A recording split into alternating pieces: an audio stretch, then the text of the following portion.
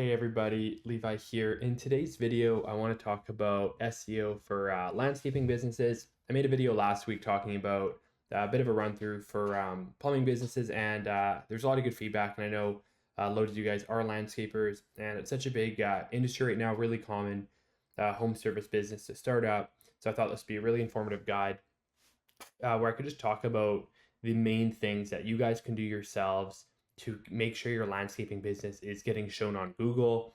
Now, whether you run a lawn care and lawn maintenance company, whether you do hardscaping, whether you do commercial landscaping, this doesn't really matter. It's applicable to everyone. You can just kind of substitute the words as you see fit. And I'll use examples from each of them. So yeah, again, no matter if you do residential, commercial, or what type of work you do, you should find this really informative. And again, the stuff will apply to all of you. So yeah, stick around. We'll keep it quick. And if you have any questions along the way, leave them down in the comments and I will answer them. So the first thing you need to do is claim your Google My Business listing. So your Google My Business or GMB listing is really important. I'm sure most of you already done this, but if you don't have a GMB account, you need to sign up and make sure that when people type in your name, they see your Google My Business profile. Here's mine. It's going to look something like this. If when you type in your business's name, you see something like this that isn't yours, you can click claim this profile and tell Google it's your business. But anyways, you'll want to make sure that you have that and then also set it up properly. Now, it's really easy to set up. It honestly takes about 10 minutes. I'll have a separate video on that. But in short, the main things you want to do are make sure you've got your company logo and banner. You've got basic info, business hours, contact, and a company description. You got some images of your work, and then also a detailed list of services and products, including linking to the relevant pages on your site. Google's going to see these and then understand what your business does. So if you're a lawn care and lawn maintenance company, you want to make sure you're talking about that on your GMB profile so Google knows that's what you do. So here's an example of one. I just found a random business near me here in Vancouver that generally had a good job. So you can see here, this is their GMB profile. They've got their business name. They've also got their main service areas. And then here we've got their hours filled in, phone number, website, and then a long list of services, service areas, and address. They've been getting reviews. We'll talk about more of that later. And then a really detailed description. And they've also been updating and posting stuff with some frequency. So this is exactly what you want to do. And again, super easy stuff. And obviously photos, you can see, dozens of photos, team photos, all that stuff. This is about 10 minutes of work and stuff any of you guys can do for free. So I'd 100% recommend you get on that. So that's number one, claim your GMB business. We're done with that. Moving on, number two, gathering reviews. So Google reviews on that Google My Business profile we talked about is so important and something that all of you guys here, I'm just gonna fix that. Something that all of you guys need to make sure you're doing. Now, I have a separate video already up on how to get a Google My Business review link that you can copy and paste into the Notes app on your phone and send to your clients so they can leave reviews and all that stuff. It's super important. So again, encourage your clients to leave reviews, and that's going to improve visibility and build credibility. And positive reviews influence future customers because they're going to see that you have a lot of stars. They'll be more likely to call you than your competitors, and also sends that trust signal to Google. So yeah, that's really important. And I'll just kind of give you guys a quick recap. If you are in your GMB profile, down here under reviews, you click get reviews, and this is your Google review link. Copy this, put in your invoices, put in your receipts, put it wherever you need to put it, and make sure all your clients get it. So that's number two, gather reviews. Make sure you're doing that. Next thing here, this is a bit of an add-on, leveraging traffic from established sites. So obviously you want to make sure you're number one on Google for landscapers near me or hardscapers near me, but you can also make sure you're getting listed on high authority directories like Check a Trade, Trusted Trade, Yelp, Better Business Bureaus, whichever one are popular in your area. Make sure you're listed on those. And these sites already dominate search results for local services. So if you're on there, it's going to make it a lot easier to find, for people to find you and to get traffic on your site without having to compete for the most competitive keywords. So for example, while you're watching this video, open up a different tab and type in landscapers near me or landscapers Vancouver, whatever your city's called. You're going to probably see Better Business Bureau and Yelp somewhere on page one mixed in with the top competitors. If you're listed on those pages, you're going to get a lot of visibility. So again, that's another no-brainer thing you can do. It's going to take about 5 minutes and make sure that, yeah, you're getting found on Google. All right. Next thing here, number 4, optimizing your website structure. So this is a big thing that I see so many of my clients before I start working with them messing up, and their site is just, it's a bit of a mess, and there's just not a lot of organization. Pages have been built over the years, and there's not a lot of uh, linearness to the layout. And what you all need to do is have a dedicated page for each service and each service area. So for example, landscaping a business, it might include having a specific page for lawn care and lawn maintenance. It might have a page for hardscaping. It might have a page for stamped concrete patios. It might have a page for gardening. It might have a page for retaining walls. It might have a page for gazebos. Whatever main services you provide, you need to have a different page talking about each of those things. It's really important because Google is going to see those pages. Those are the pages you're going to rank for, and it's really nice for your clients when they come to a page. Instead of having to sift through the 11 services they don't want just to find the one they do, they can just click straight on to gazebos if that's what they want, or deck builders, whatever it is. So you want to have pages for each service you provide and also each service area. So as most cities have, there's going to be different smaller cities, towns, or neighborhoods. If you work in a handful of various cities or suburbs in your area, again, go ahead and make sure that you have a location page for each of those as well. So really typical, you're going to have a home page, contact page, about page, and then you're probably going to have 5 or 6 service pages, and then 2 to 6 location pages as well. So you'll definitely want to go ahead and make sure you have all those pages. You can reuse the content, make it really similar, but again, having that dedicated page is going to be really helpful. Doing this is going to help target specific keywords and improve search visibility for each service area. Moving on, conducting a technical SEO audit. This is, again, an easy, free thing that everyone can do right now to help their SEO. Using a tool like SEMrush or any other popular one to identify and fix technical errors that hinder rankings. You can do that and you deal with them, and you're going to help your rankings. So really common ones are going to be your sitemap errors, most likely not having one or having an old one. Responsiveness, so your site looking really bad on a phone. You want to make sure your phone or your site's easy to browse on a phone. People that spend loads of time browsing on that. Page load speed, a lot of pages are really slow. Google doesn't like that, and they're going to penalize you. And then also if you have duplicate content, so repeat pages and broken links. So fixing all these things can lead to immediate ranking improvements. I'm going to make a separate video on how to do an SEMrush audit and start fixing those things. But if you already know how to do that, definitely go ahead and do that as well.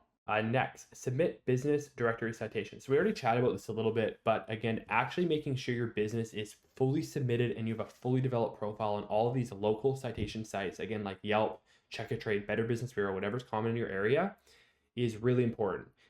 Besides people being able to see those, these citations will reinforce your business's association with its physical address and help local SEO and increase phone calls. So that's the second benefit of it. And again, just a reinforcement to make sure that you're filling that out properly.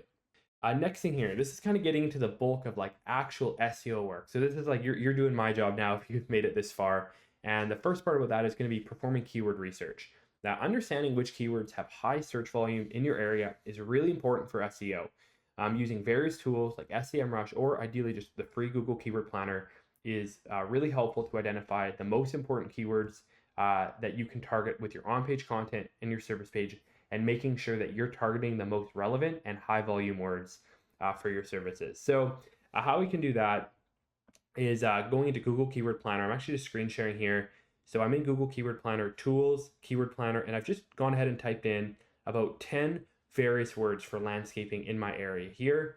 And when you click Get Results, Google's going to show you the search volume of all of those words. So for example, in my area, best landscaping companies only typed in 50 times. That's not bad, but it's not amazing. Landscaping Surrey, BC, that's a town near here, typed in 1,300 times a month. That is a mega keyword and type in loads and loads of time. So that's when you're going to want to focus on a whole lot more than best landscaping company. And you kind of scroll down and see patio design Surrey, again, that's a town for this client, not typed in at all. That's a terrible word. And then if you scroll down further, it's going to show keyword ideas. So these are Google's iterations of the words you provided, and it's sort of their recommendations on other words that are going to be useful. And you can bomb down here and check out the words as well as the search volume and identify additional words. And what you want to do here is pick 5, 10, 15 words that you think are good. And these are the words that you're going to kind of be targeting with SEO. You're going to make service pages talking about these things, location pages talking about these things, and optimize your page for all these words.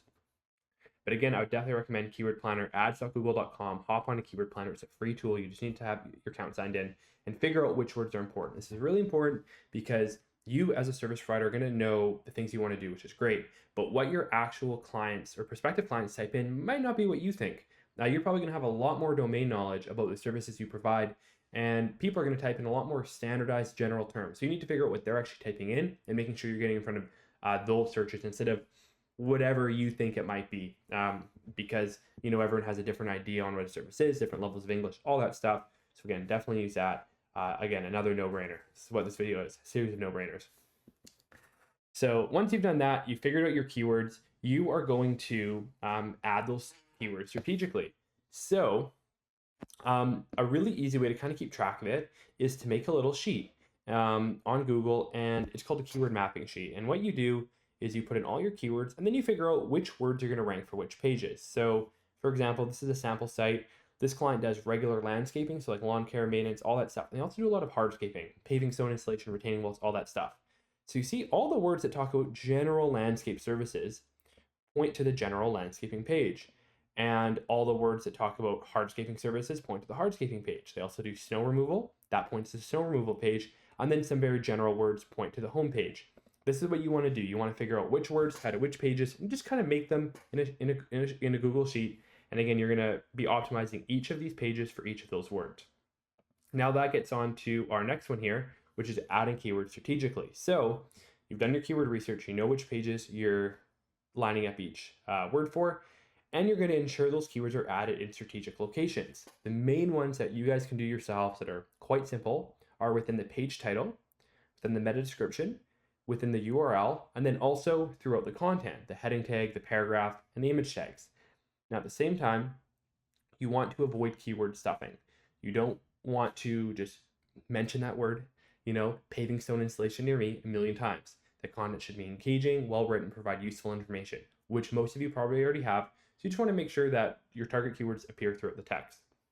Now, really quickly, I have a separate video on using Yoast SEO, but if you have a page, so here we have a page, Surrey Landscaping, on my WordPress site, and you can see here using Yoast, so that's a focus keyword, so it'll tell you if you're optimizing for that word, and you can manually write in your SEO title, so that's the page title, as well as the meta description and the slug. So what you want to do is make sure that your top target keyword for that page appears in the title, in the slug, and in the meta description. So you see here, SEO title, Surrey Landscaping Contractor. Those are going to be our top words for that page. The slug talks about Surrey Landscaping, and then your meta description, that's going to be a little bit more succinct, a little bit more of a one-liner, and something like, need a landscaper in Surrey, BC. Acme Landscaping offers services of the highest quality standards. Call today. That says Surrey Landscaper, talks about a couple other things. And you have now, if you do this, gone ahead and made sure that your keyword appears in all of these things. Now, obviously, you'll just want to make sure it appears in the content as well, but that's how you do it. You just open up your WordPress, scroll to the bottom of each page, and open up Yoast SEO. You'll probably already have it on your site. If you don't, download it. Check out my guide on that. But that will make it really easy for Google to know what your site's talking about. Now, wrapping up here, implementing structured data. This is a little bit more advanced, and if you're able to do this, you're going to be playing on the ballpark of all of your competitors who hire people like me to do their SEO. But if you figure out how to do this yourself, which I'm telling you, so you've already figured it out, you're going to be, head and shoulders above your competition. And that's implementing structured data, which using tools like Google Search Console, that's the free one that I'd recommend the most. You can submit data about your site that's going to help Google understand your content better, which will improve your rankings. So again, it's a little bit more advanced, but that's going to be stuff like your sitemap, your local business schema, and stuff like that. I'll have a separate guide on how to do that. If you already know how, again, you can go ahead and do that, or you can familiarize yourself with it, but making sure that's done is good. Also, if you're hiring someone to do your SEO, make sure they're doing this. You can ask them about that. They should send you some stuff on that. Wrapping up here, writing a blog. This is a big thing you can do. And a strategic blog is going to offer your potential customers some really helpful information. For example, you can answer common landscaping questions like best lawnmower or best fertilizer, stuff like that, which is going to draw relevant traffic to your site.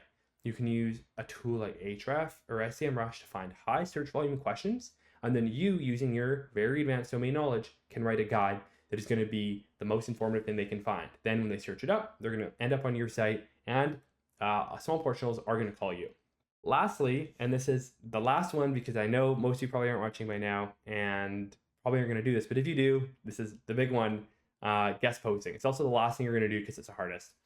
Guest posting, also known as backlinking, is usually what separates sites from page 2 to page 1, because most people do steps 1 through 10, but number 11 takes the longest time, and it's really only people who hire SEO experts are going to do this. But if you build relationships with high authority home improvement or landscaping sites, the guest posts are going to provide valuable backlinks. These links will improve your site's domain authority and overall rankings. You can reach out to them by phone or email and offer quality content in exchange for backlinking, or in exchange for a backlink, and that's an effective method for backlinking. So anyways, that's the last one. That's a guide, 11 steps you can start taking today to get your landscaping business on page 1 of Google. If you found this helpful, definitely please like and subscribe. If you have any questions or future video ideas, let me know in the comments below. Otherwise, hope you have a good day, and we'll see you in the next one.